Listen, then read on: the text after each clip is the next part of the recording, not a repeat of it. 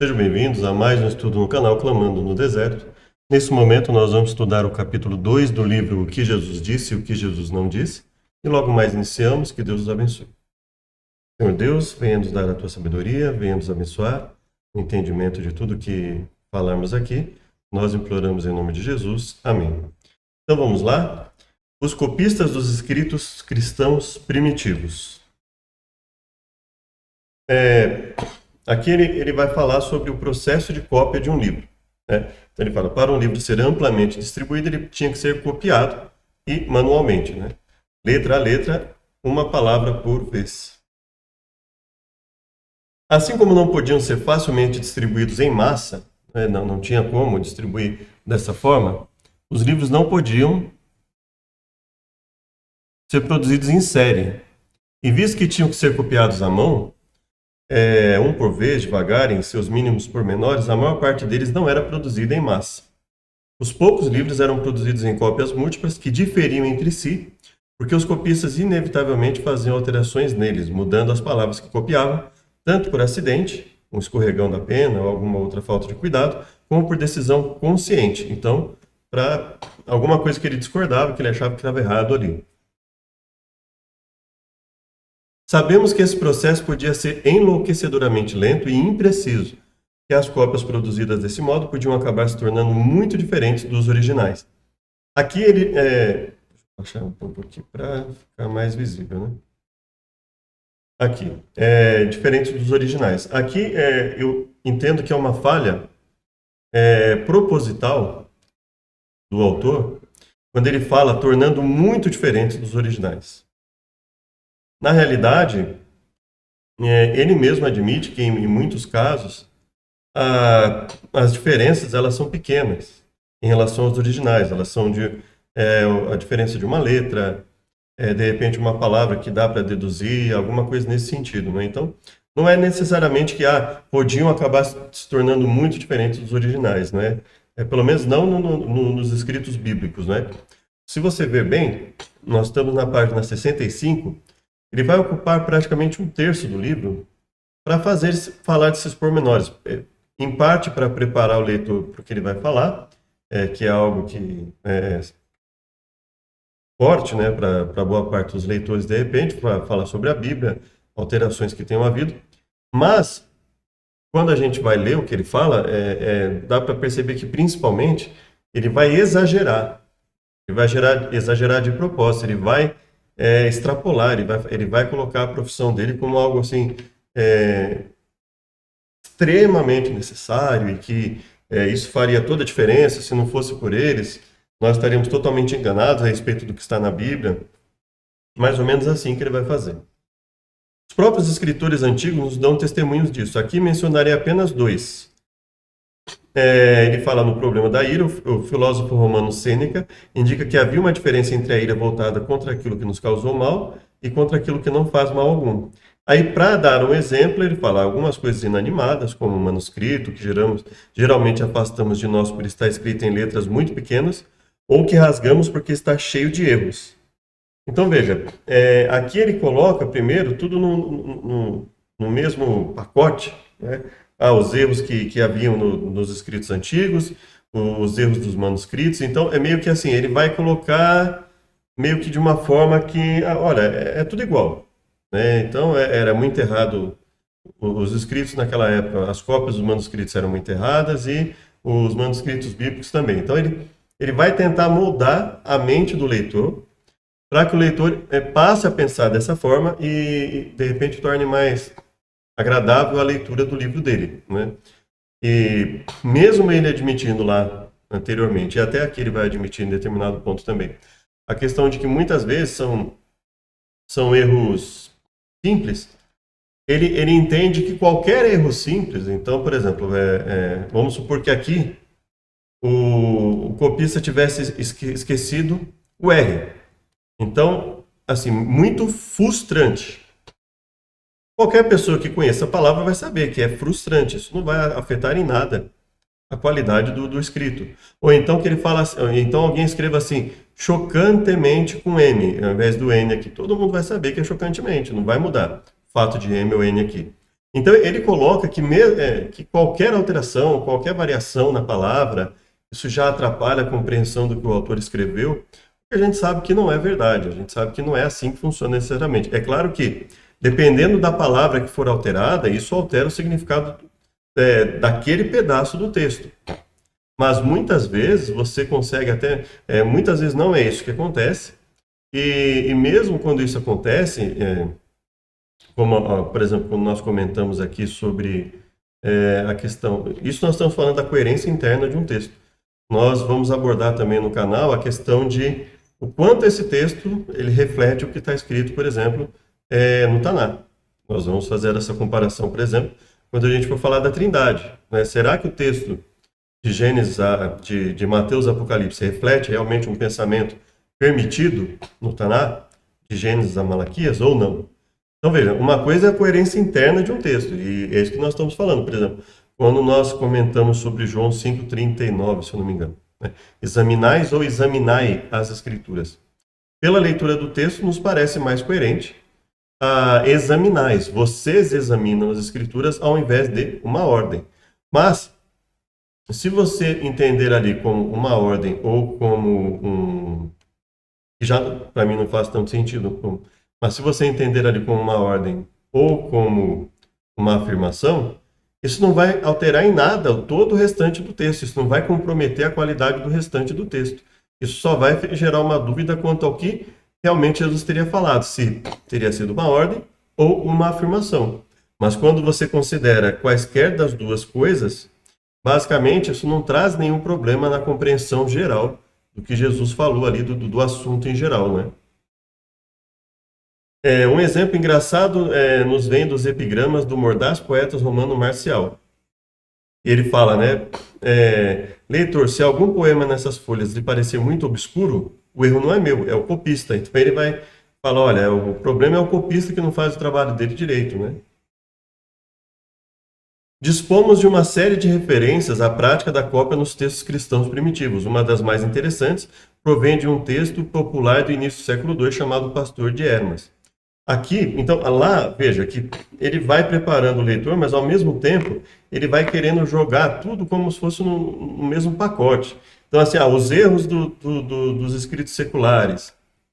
Esse aqui é o Pastor de Hermas, que não é um livro bíblico, não é um livro do cânon bíblico. Então, veja, ele vai colocando isso, ele vai meio que misturando as coisas, né? E aí ele fala aqui, no caso, que aparece para ele uma anciã, e aí ele fala que não consegue se lembrar de tudo que ela leu, e aí ele pede, me dê o livro para fazer uma cópia, ela o dá e depois ele reporta. Eu tomei, fui para outra parte do campo, onde copiei todo o conjunto letra por letra, mesmo não sabendo distinguir as sílabas. Então, ou seja, uma dificuldade muito grande para ele copiar, porque ele não sabia distinguir as sílabas, mas possivelmente por se tratar da língua que ele falava, né, ele, mesmo não sabendo distinguir as sílabas, ele tinha de repente, algum contato com aquela letra. É diferente, por exemplo, eu falo português e de repente vou copiar algo em árabe, em hebraico. Então, realmente é muito difícil, não estou acostumado com aquilo. Mas se eu estiver acostumado, de repente, com as palavras, né, ver em algum lugar as palavras, etc., então já não é tão difícil, porque se eu tiver ao menos alguma noção, né, da palavra, eu já não tenho tanta dificuldade, de repente, né? Mas realmente é algo difícil para alguém que não sabe, né, fazer uma cópia, mas eles conseguiam ali copiar a letra exatamente como ela era, via de regra, né? Um dos problemas com textos gregos antigos é que, quando eram copiados, não se usavam marcas de pontuação. Esse tipo de escrito e também não tinha separação de palavras, né? Não havia espaço. Esse tipo de escrito é chamado escrito contínua, né? E é claro, muitas vezes podia dificultar, e nem falemos em entender o texto. Isso também é mais uma extrapolação que é feita, isso aqui fez até muito sucesso em alguns filmes, né? Eles colocavam como algo, nossa, pegavam uma ou outra palavra, um ou outro conjunto de palavras que dava para fazer isso, e eles geraram toda essa... As palavras God's Nowhere poderia significar algo completamente distinto para um crente, dependendo da forma de você separar, que significaria Deus está aqui agora, ou Deus não está em parte alguma. Além do fato disso ser extremamente difícil de acontecer em boa parte da reunião das palavras, até, por exemplo, ele fala assim, o que significaria dizer, no jantar da noite passada, a mesa estava abundante. Isso seria um acontecimento normal ou extraordinário? Vejam, isso não... Veja que ele faz comparações de coisas que são, definitivamente não tem nada a ver uma com a outra. Uma coisa é o que o autor realmente teria dito. Deus está aqui agora ou Deus não está em parte alguma? Bom, o autor estaria falando de algo normal ou extraordinário? Isso vai depender do contexto, de como ele se refere ao ocorrido. Mas veja, dá para perceber, mesmo você juntando. Aliás, isso aqui vai contra até o que ele coloca lá em cima, né? Que ele dá a impressão assim, o fato de colocar tudo junto não dá para discernir. Mas se você pegar esses textos, boa parte desse livro aqui, e você reunir todas as palavras, por exemplo, se você pegar aqui, reunir tudo isso aqui, um dos problemas com textos gregos antigos, o que incluiria, você consegue definir exatamente cada palavra. Se você conhecer as palavras, você consegue definir. É claro que no processo de cópia isso é extremamente complicado. Você tem que ter um cuidado, mas você consegue definir o que está escrito. Então, essa ideia de que pelo fato de ser um script contínuo, que isso traria problema para que as pessoas entendessem o que o autor realmente disse, isso é uma falácia, né? Se você olhar a maioria das palavras, se você pegar aí um texto e reunir todas as palavras, você consegue saber exatamente. Se você pegar aí tudo isso aqui, e reunir, vai ficar você vai conseguir ler tranquilamente. Se usavam marcas de pontuação, não se fazia distinção entre minúsculas, ou seja, você consegue ler e saber o que está escrito. Então, é claro que é mais uma questão de costume, nós não temos o costume de ler assim como, por exemplo, o hebraico é da direita para a esquerda. Se nós formos ler da direita para a esquerda, de repente no começo nós vamos ter dificuldade, porque nós não lemos assim, nós lemos da esquerda para a direita. Mas isso é uma questão de costume, então é provável que eles, por terem o costume de ler dessa forma, eles não tivessem tanta dificuldade, eles tivessem ali critérios para cópia, né, para copiar, né, e para minimizar os erros, né. Obviamente, se você não sabe o que está lendo, as possibilidades de cometer erro de transcrição se multiplicam. Isso não necessariamente, isso vai depender muito do critério, da forma como o copista vai fazer, né. É claro que, apesar de nós não termos o texto contínuo, e nós já verificamos ali que o fato de ser um texto contínuo não tem nada a ver nem com a cópia, porque assim, ao que ele quis dizer exatamente, isso não interfere em nada na questão da cópia. A pessoa vai copiar, ela simplesmente vai reproduzir o que está escrito ali, né? Aí isso tem a ver mais com a leitura, com o leitor e intérprete, se fosse o caso, que a gente sabe que a gente já viu que não é. Mas no caso da cópia, isso vai depender muito de como o copista vai fazer, de que critério ele vai usar para copiar. Isso não necessariamente que os erros vão se multiplicar, né? Isso, inclusive, foi verificado, né, que muitas vezes as pessoas extrapolavam o que elas descobriam, assim. Então, por exemplo, o mesmo erro em 20 manuscritos. Então, eles consideram como 20 erros. Mas, na verdade, é o erro de uma letra. Então, eles superestimam de propósito, até eu creio até de má fé, para superestimar, pra exagerar a importância do que eles estudam e colocar um problema muito maior do que ele realmente é. E aí ele vai, quando o pastor de Hermas chega e conversa com ela, né?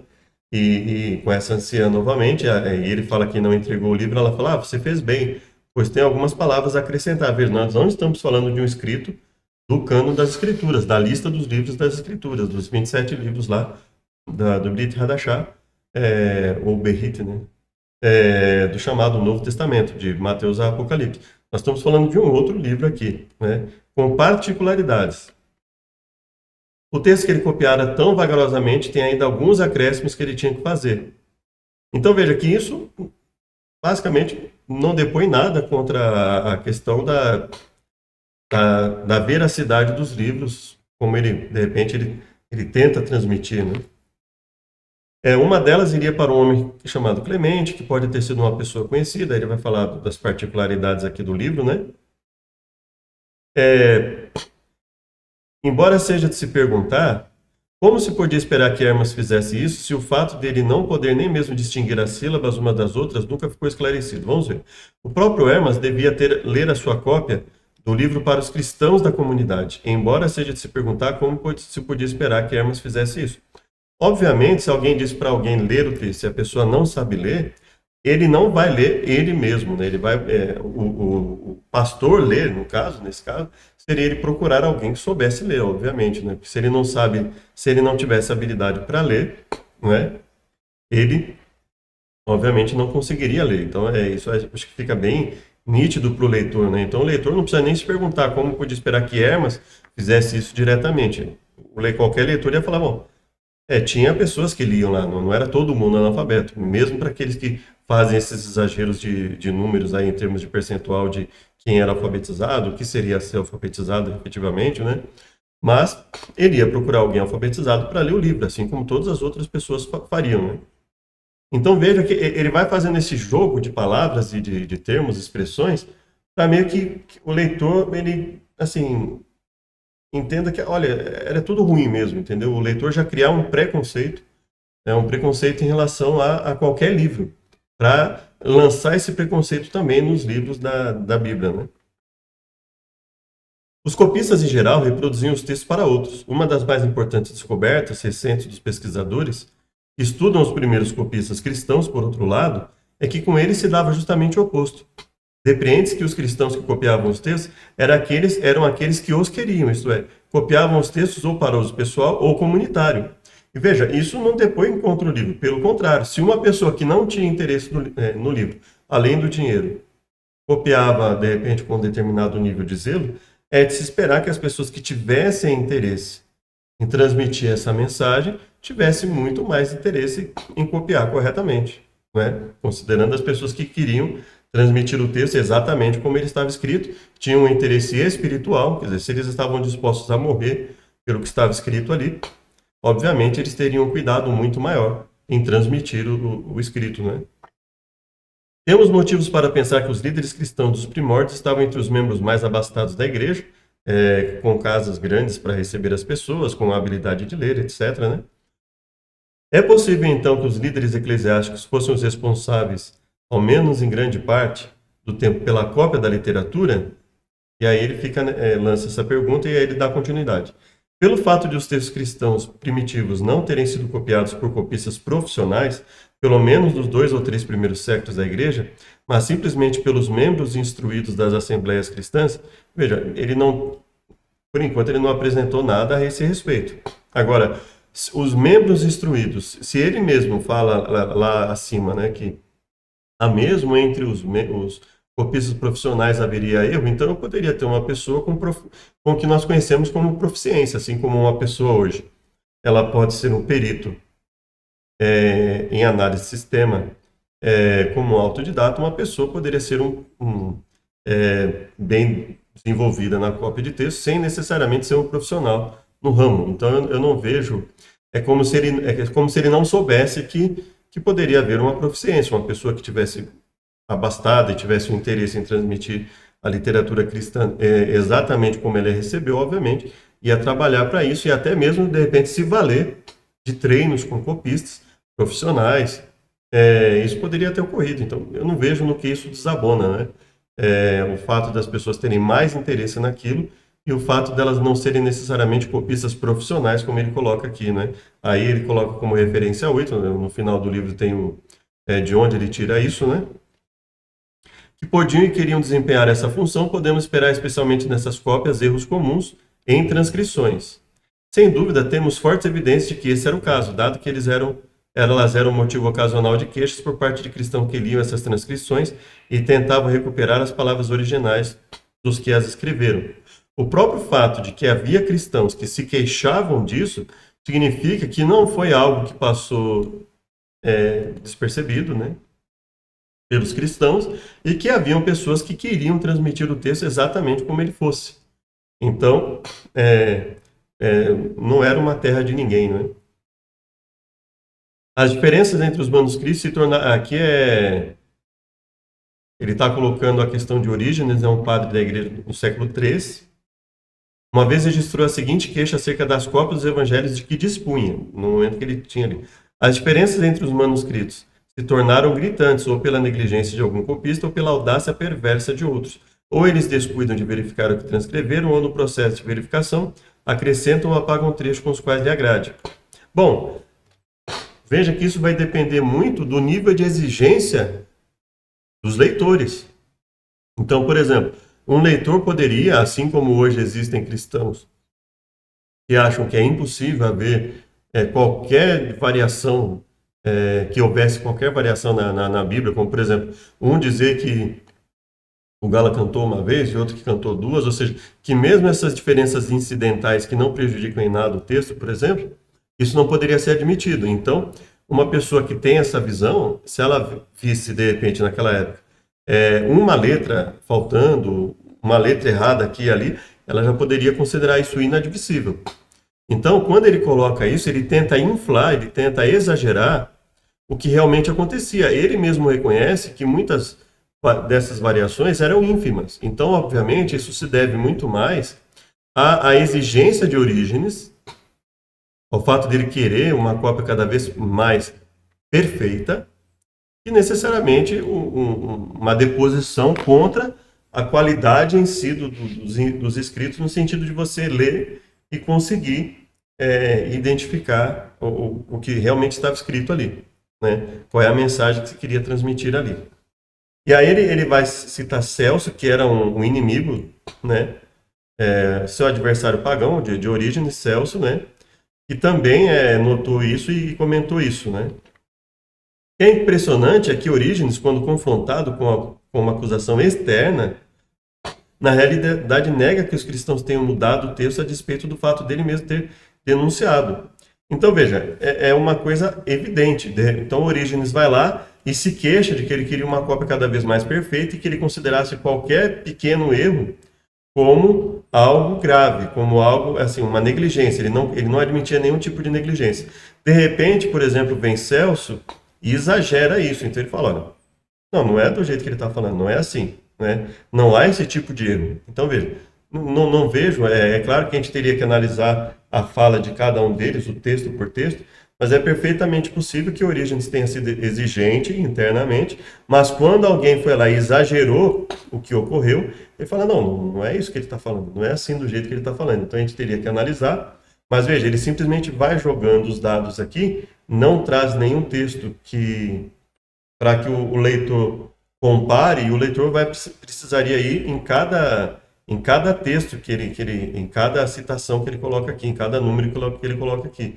Sendo que ele gastou 1/3 do livro para comentar sobre isso, ele poderia gastar umas 20 páginas a mais e colocar citações para o leitor ver. Mas como ele sabe que a maioria dos leitores não vai querer ver isso, vai simplesmente aceitar a fala dele e todas essas extrapolações que ele faz, no sentido de que, olha, Orígenes teria até mentido ou omitido essa informação. Ele admite isso para os internos, mas para fora ele fala que não. Isso pode ter acontecido realmente, mas aí a gente precisaria ver cada uma dessas citações, né?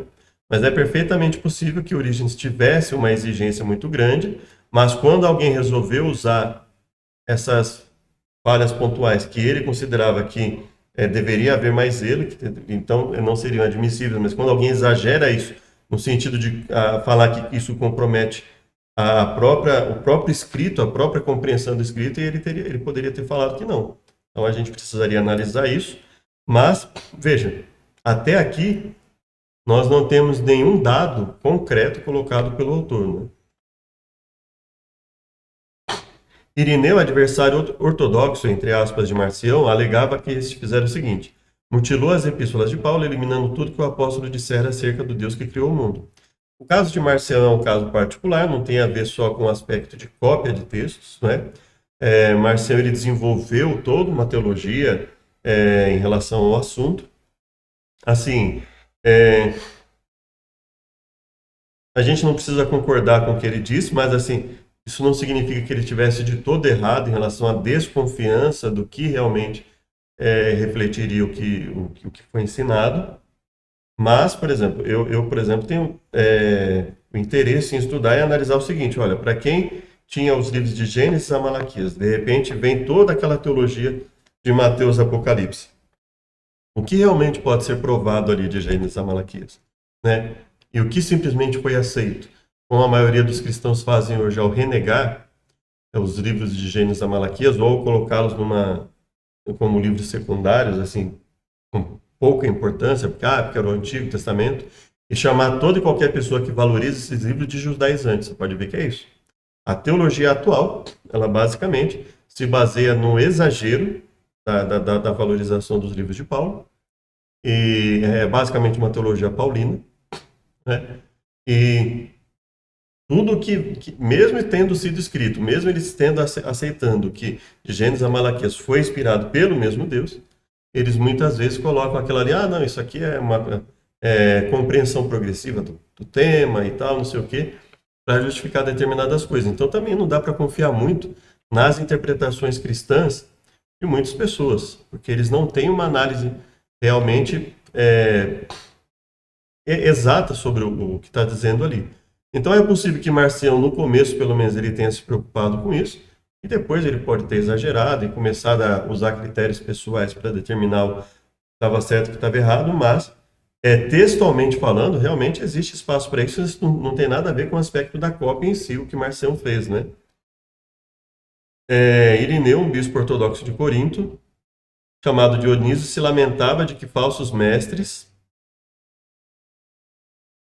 tivesse modificado inescrupulosamente escritos de sua autoria. Então, veja, isso aqui são outros textos também, né? Não tem a ver necessariamente com os livros bíblicos, né? Acusações desse tipo contra hereges, entre aspas, de que eles alteraram os textos para levá-los a dizer o que queriam, são frequentes entre os primeiros escritores cristãos. Copistas associados à tradição ortodoxa muito frequentemente alteravam os textos, às vezes, para eliminar a possibilidade de serem mal usados, entre aspas, por cristãos que afirmavam crenças heréticas. O próprio autor reconhece que muitos desses erros, eles não interferem no texto. Então, nós estamos falando de uma exceção da exceção da exceção em muitos manuscritos, né? E que muitas vezes, pela própria comparação de texto, você poderia chegar muitas vezes a uma conclusão. Como podiam os autores garantir que seus textos não fossem modificados uma vez postos em circulação? A resposta é não podiam, realmente eles não podiam. E o que eles faziam era confiar, né? Era confiar que isso acontecia. Hoje, como é mais difícil, muitas vezes mais difícil entre aspas, né? Mas assim, é mais difícil você manipular textos tendo em mente que nós temos redes abertas, que as pessoas podem pesquisar os textos, etc. As pessoas tentam manipular a interpretação. Não, a interpretação é essa, não importa se há elementos objetivos para chegar àquela conclusão ou não, né? Então poderia haver esse tipo de manipulação, sim, né? Da informação, de retirar uma parte aqui, colocar ali. A questão isso acontecia com os textos bíblicos que eram copiados, né? E veja que uma coisa diante da dificuldade de que alguém não alterasse, o fato de da maioria das alterações serem irrisórias, mostra que, ao contrário do que o autor tenta alegar, mostra justamente o contrário. E havia, sim, uma preocupação muito grande em se copiar adequadamente o texto. E, eventualmente, uma coisa ou outra ali saía dos eixos, né? Eu atesto aqui no Apocalipse, né, se alguém acrescentar alguma coisa às profecias desse livro, Deus acrescentará as pragas, e se alguém tirar, Deus retirará a sua parte da árvore da vida. Então, assim, e aí ele fala assim, não se trata de uma ameaça na qual o leitor tende a aceitar, nem acreditar em tudo que está escrito, como se interpreta às vezes.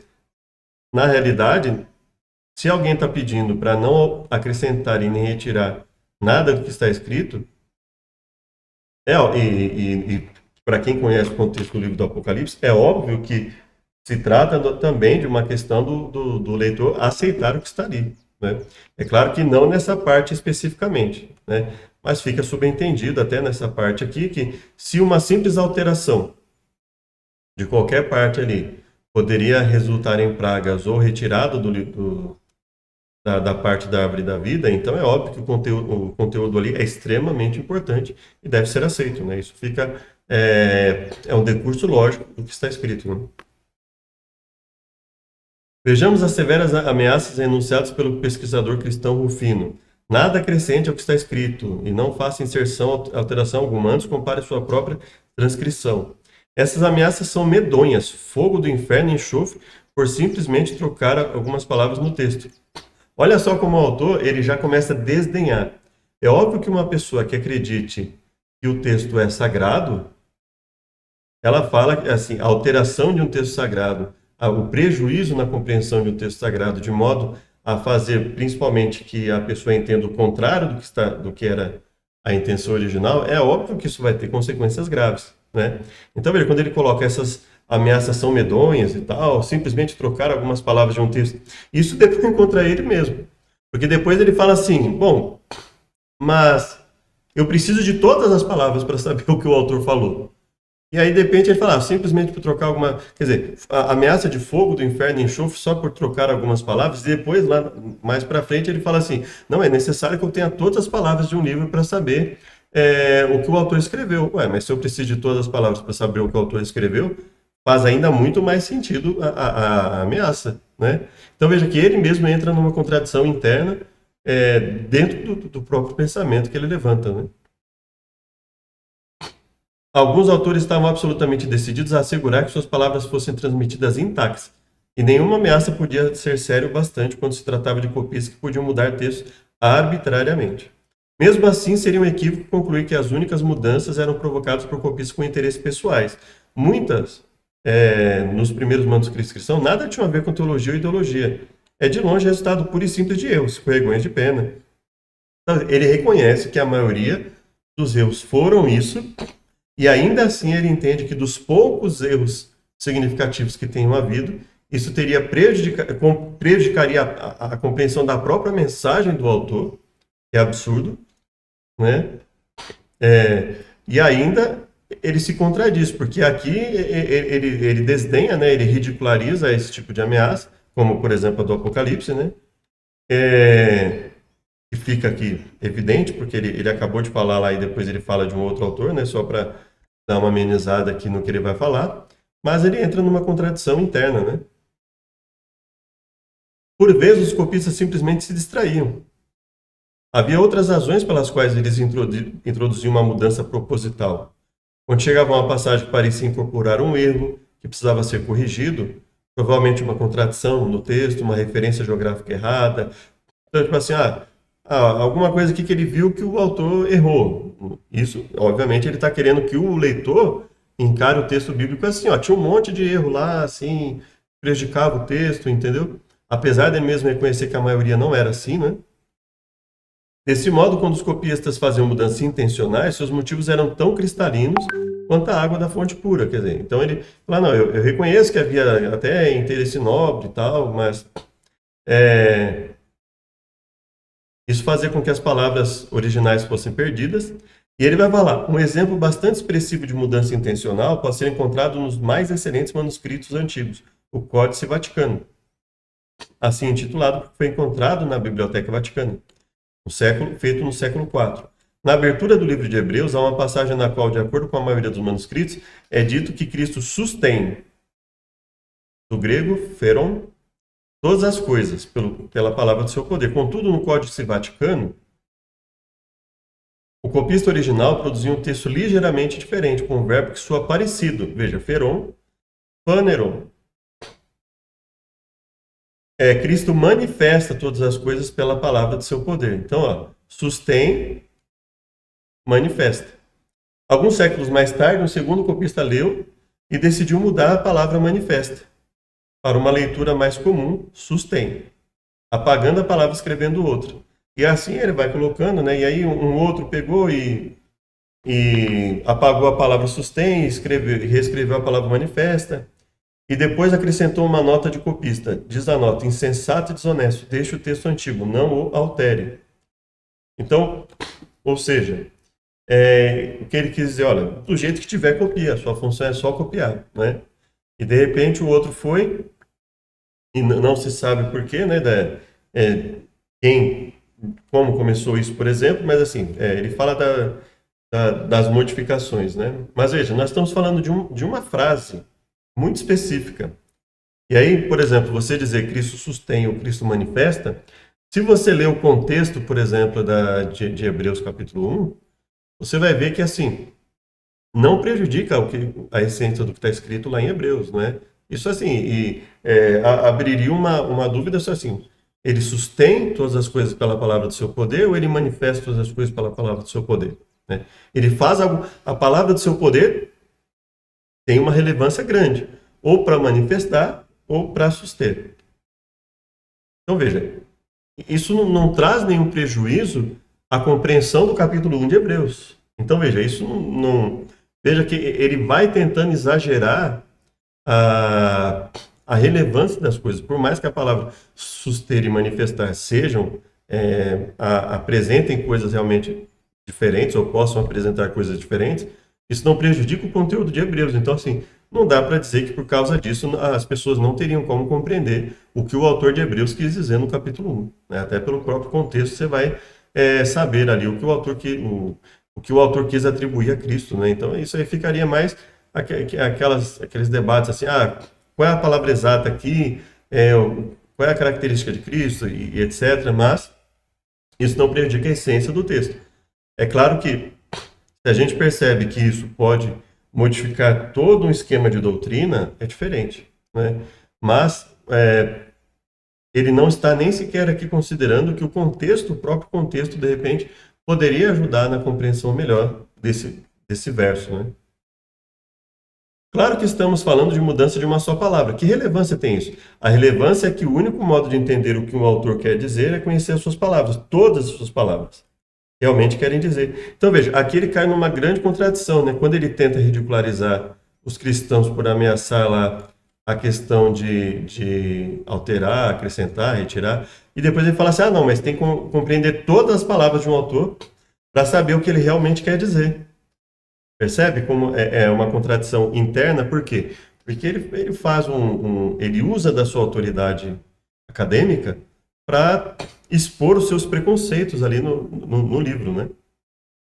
Pense em quantos sermões são feitos com base em uma única palavra de um texto. É um erro, né? Ele tá fazendo um livro em que ele fala da importância do contexto de algo e depois ele fala assim, pense em quantos sermões são feitos baseados em uma única palavra, sendo que ele sabe que está errado. Ele mesmo sabe que está errado você fazer um sermão baseado numa única palavra de um texto, né? Mas isso não depõe nada contra o que está escrito nas Escrituras. Né? Isso é o erro de quem vai fazer um sermão com essa intenção. Né? Dizer que Cristo revela todas as coisas pela palavra por palavra de poder é completamente diferente de dizer que ele mantém o universo unido por meio de sua palavra. Bom, e isso pode ser verificado como? Pelo próprio texto. Né? O contexto em que o texto está, né? É claro que isso nem sempre pode acontecer, mas, por exemplo, primeiro você vai fazer uma série de coisas, né? Você vai usar uma série de fatores aqui, como, por exemplo, vamos lá. Isso nós estamos falando da questão da coerência interna do texto, né? Nós estamos falando aí sobre a comparação com outras partes, né? Então vamos lá. Havendo Deus antigamente falado muitas vezes de muitas maneiras aos pais pelos profetas, a nós falou pelo Filho. Nesses últimos dias falou por meio do Filho, a quem constituiu herdeiro de todas as coisas, por quem fez o universo. Eu creio que seja o... Deixa eu só confirmar aqui. É o capítulo 1 mesmo, né, que nós vimos, capítulo 1, verso 3, né? O qual sendo resplendor, ou seja, aquele a quem ele constituiu herdeiro, sendo o resplendor da sua glória, expressa imagem da sua pessoa e sustentando todas as coisas pela palavra do seu poder, havendo feito por si mesmo a purificação dos nossos pecados, assentou-se à destra da majestade nas alturas. Então, se você substituir o termo sustentando como manifestando todas as coisas pela palavra do seu poder, né? Havendo feito por si mesmo purificação, veja, isso em nada vai mudar o fato de que aqui o autor está engrandecendo aquele que foi constituído herdeiro. Ou seja, sustentando ou manifestando todas as coisas pela palavra do seu poder, ele está enfatizando a grandiosidade e a força da palavra do poder, não é? Feito tanto mais excelente do que os anjos, quanto herdou mais excelente nome do que eles. Aí ele vai falar, né? Qual deles, ele diz, tu és meu filho, hoje te gerei, né? Os anjos de Deus o adorem, faz os seus anjos espíritos, mas o filho dele diz, ó Deus, o teu trono subsiste pelo século dos séculos. Então veja, aqui fica muito evidente que se você trocar aqui suster por manifestar, isso não vai causar prejuízo na compreensão, seja mantendo todas as coisas pela palavra do seu poder, seja sustentando, manifestando todas as coisas pela palavra do seu poder, ou sustentando todas as coisas pela palavra do seu poder, né? A intenção aqui é engrandecer a Cristo. Veja que entra aqui no detalhe do que, o quanto a palavra do poder dele faz, né? O que ela faz efetivamente, mas veja que isso não prejudica a intenção do autor aqui de engrandecer aquele que foi manifesto, né? Então, veja, dizer que ele revela todas as coisas é diferente de dizer, é completamente diferente de dizer que ele mantém o universo unido por meio de sua palavra. Veja que isso realmente existe uma diferença, obviamente, né, em dizer que ele mantém, ele revela, né, manifesta, ou que ele sustém, que ele mantém o universo por sua palavra.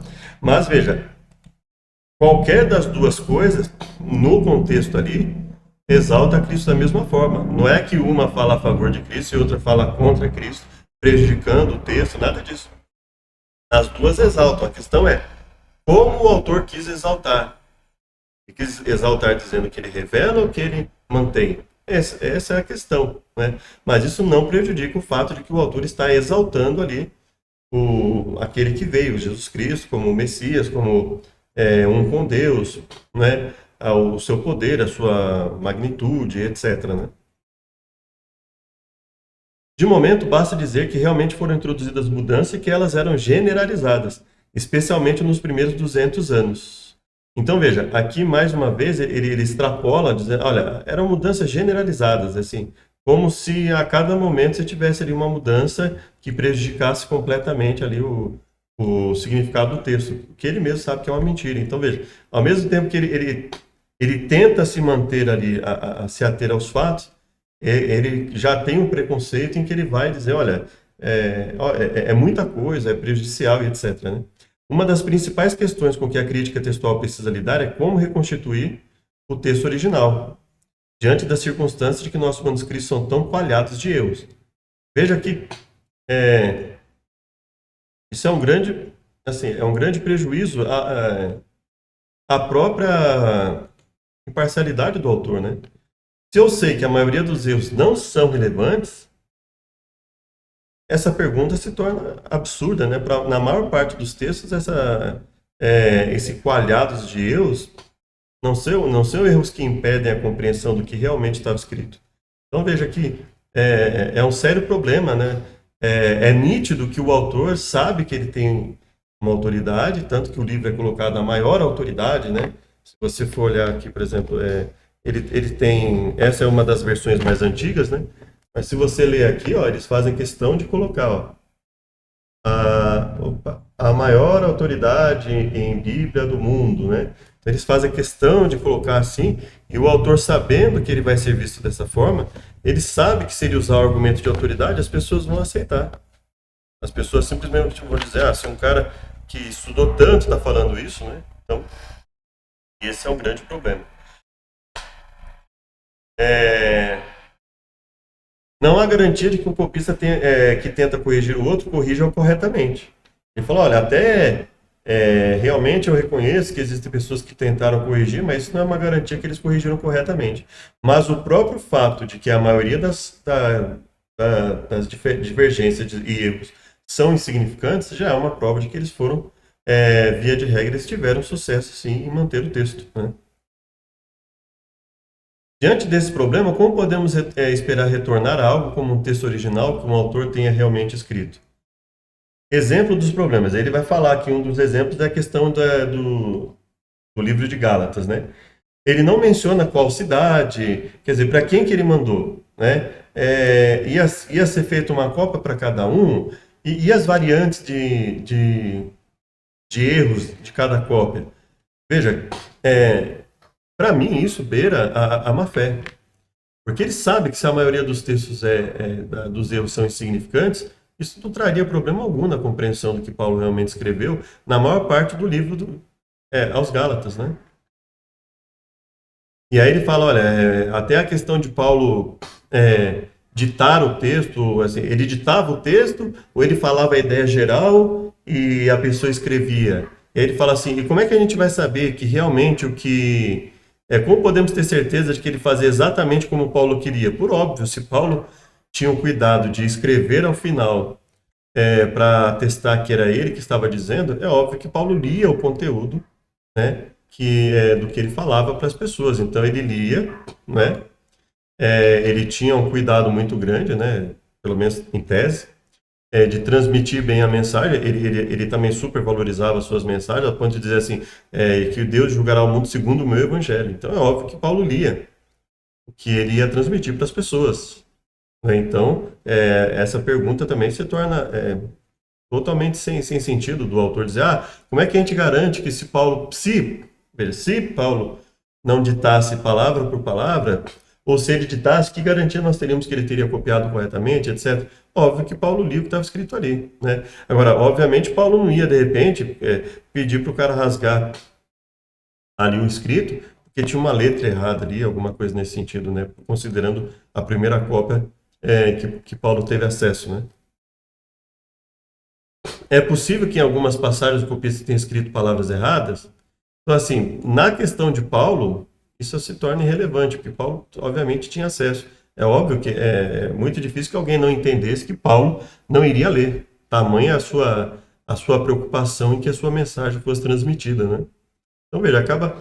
Assim, eles levantam problemas onde eu vejo que assim, não existe problema, né? Eles tentam... E por que ele tenta superestimar isso? Talvez porque provavelmente nas próximas 200 páginas, a quantidade de dificuldades que ele vai apresentar é muito pequena frente à quantidade de coisas que existem na Bíblia, né? Que aí ele vai falar que, suponhamos que a primeira cópia estivesse 100% correta, mas e as outras, né? Veja, então ele bate na tecla, ele tenta condicionar a mente do leitor a enxergar que a quantidade de variações é suficiente para desacreditar o texto, né? É basicamente isso que ele coloca. É a forma como ele coloca aqui, pelo menos como eu entendo. Portanto, o que sobrevive hoje não é a cópia original da carta, nem uma das primeiras, etc., né? Isso é, aproximadamente 150 anos depois de Paulo ter escrito a carta, é que nós vamos ter aí um papiro, né? Que seria aqui o papiro P46, né? Datado por volta de 200. Então, na época que ele escreve o livro, então o que se tinha aqui era o papiro com 150 anos de diferença, etc. Ele vai falar assim, como é que eu vou saber, né? Olha, pela própria variação de texto dá para saber com que grau de precisão o texto foi escrito. Então, assim, você considerar que variações de, vamos supor, 200 letras erradas. Então, por exemplo, aqui faltou R, pates incompletas. Manuscrito, faltou R aqui, ficou manuscrito. Então, veja, um leitor, se eu colocar vários erros nesse sentido aqui, o leitor vai conseguir saber perfeitamente o que está escrito aqui. E aí ele considera isso, essa transmissão desse tipo de erro, vamos por 20 erros, em 5 manuscritos, 100 erros. Olha, 100 erros. Então, veja, isso para mim é ser desonesto, é você saber que os erros são irrelevantes, mas você está tão desapontado com a crença anterior que você tinha a respeito da Bíblia que você quer pegar qualquer coisa, né? E tornar um... É claro que existem problemas, eu mesmo tenho sérias dúvidas com relação à crença da Trindade, por exemplo, e outras coisas, né? O quanto se quis anular qualquer vestígio do judaísmo usando judeus que criam no judaísmo, e o próprio Jesus que se apresenta como Messias valorizava os escritos de Moisés e os outros escritos, a lei e os profetas, né? E aí as pessoas dizem assim, quando ele fala cumprir, quer dizer que ele morreu e não precisava de mais nada daquilo. Uma interpretação bastante particular do texto que não é. Nós já mostramos aqui no canal, não é o que o texto está dizendo, mas assim, uma ideia anti-judaizante tão grande que qualquer pessoa que tente resgatar os princípios lá de Gênesis a Malaquias é chamado de judaizante hoje em dia. A gente sabe que isso existe, né? Então, a gente sabe que existe um campo muito grande aí, né? Só que aí, nesse caso, como aqui, eles sabem que como a maioria das pessoas tem uma interpretação bastante particular do chamado Novo Testamento, principalmente no que diz respeito à inerrância, então ele espera que as pessoas tenham é, o mesmo espanto que ele teve no momento que ele descobriu essas coisas, e ele passa meio não, ele passa a exagerar definitivamente aqui, né? Ele fala assim, em suma, é um negócio meio complicado falar de texto original.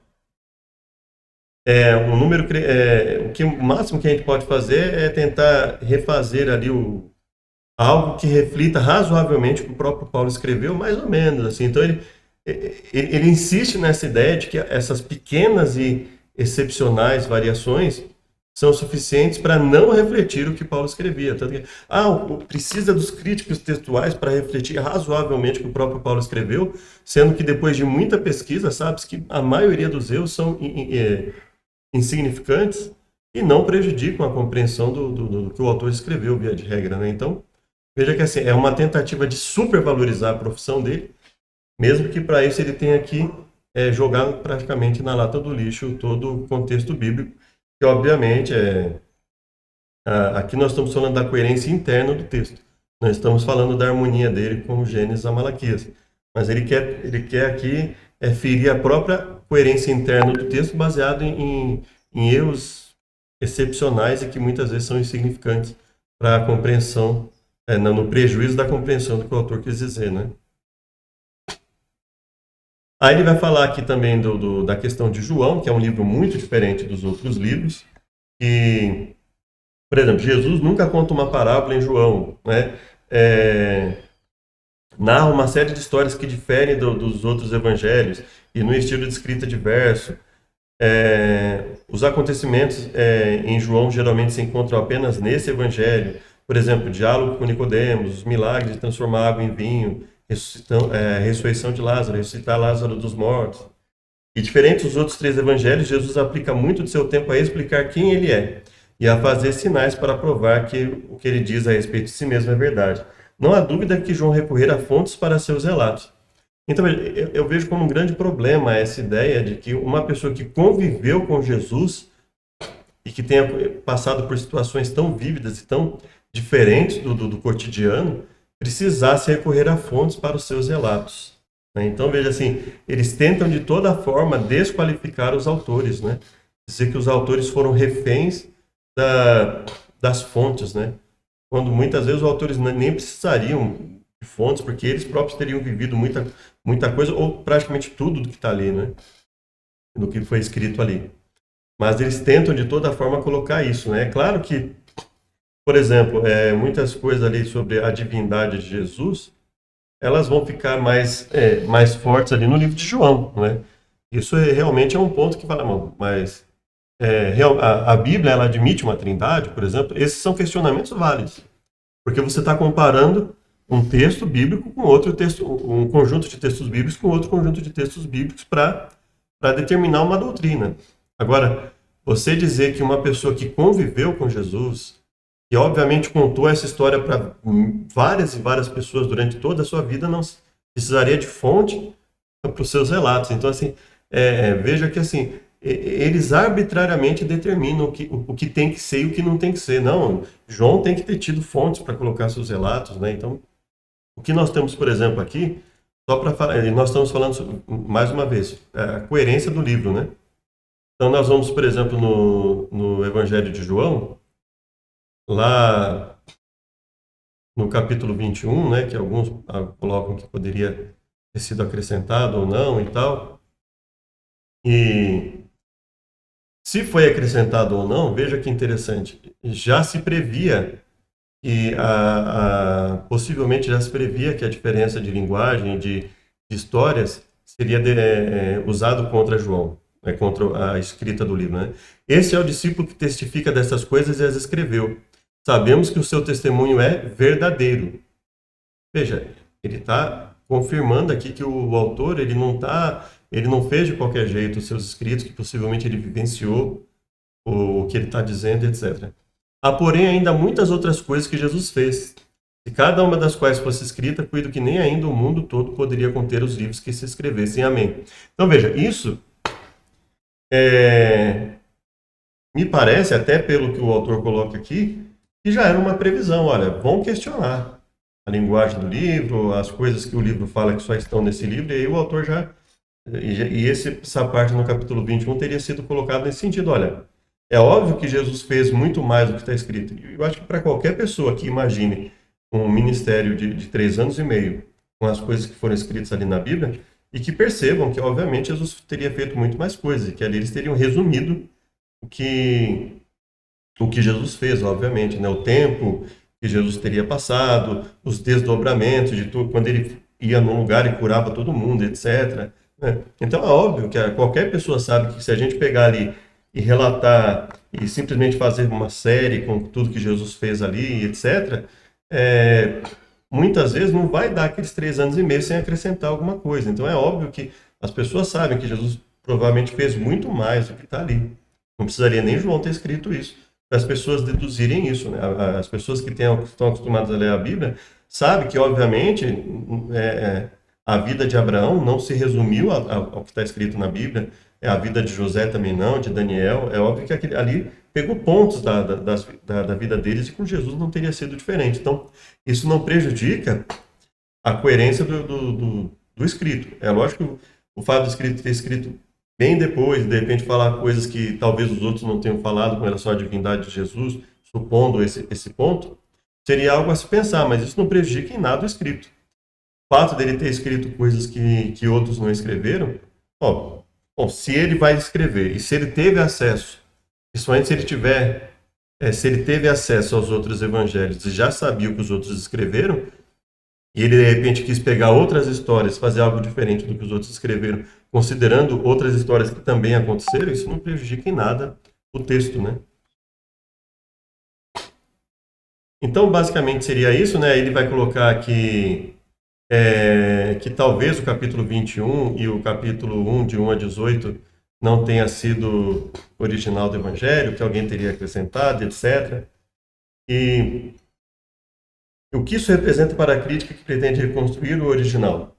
Veja, eu tenho aí basicamente 19 capítulos, né, para poder saber o que teria sido escrito no original. E se o capítulo 1 e o capítulo 21 falam coisas que contradizem, por exemplo, o texto. Se não contradizem, qual seria o problema, por exemplo, de João ter escrito 19 capítulos e alguém ter colocado alguma coisa ali para complementar, né? É lógico que no sentido, assim, se o que o autor escreveu no capítulo 1 a gente consegue deduzir dos outros capítulos, e se o que ele escreveu no 21 também se consegue deduzir, qual seria o problema, né? Então veja que assim, por mais que vamos pensar, se o autor estiver certo no que ele falou, no que isso prejudicaria o livro de João? Basicamente nada, né? Então veja que é sempre um conjunto de extrapolações, né? E ele vai seguindo por esse caminho, tá? Aí ele vai querer supervalorizar aqui a função da crítica textual, aí ele vai colocar aqui a história da mulher em adultério devido à linguagem, não teria sido o original do livro de João. E aí algumas pessoas já entendem que sim, que isso perfeitamente pode ter acontecido, mas não ter feito parte do original do Evangelho de João, mas que isso não teria sido a forma como isso se passou a fazer parte do livro, revelaria que realmente ocorreu. E ele vai falar, como ele vai falar disso depois, então a gente vai, quando ele falar posteriormente disso, né? Não só essa questão da história de João, né? Mas os últimos versículos de Marcos pegarão em serpentes, etc., né? Então ele vai colocar isso, olha, isso não faz parte do original, e com isso ele pega e meio que tenta descredibilizar tudo, né? Então esse é um grande problema que a gente vê muitas vezes nesses autores, né? E aí você pode ler aí a conclusão do livro posteriormente, né? E em que ele tenta basicamente desqualificar todo o livro, né? Senhor Deus, nos dê a tua sabedoria, que tudo que fizermos seja para a tua honra e glória. Nós agradecemos em nome de Jesus. Amém. Até o próximo estudo. Que Deus os abençoe.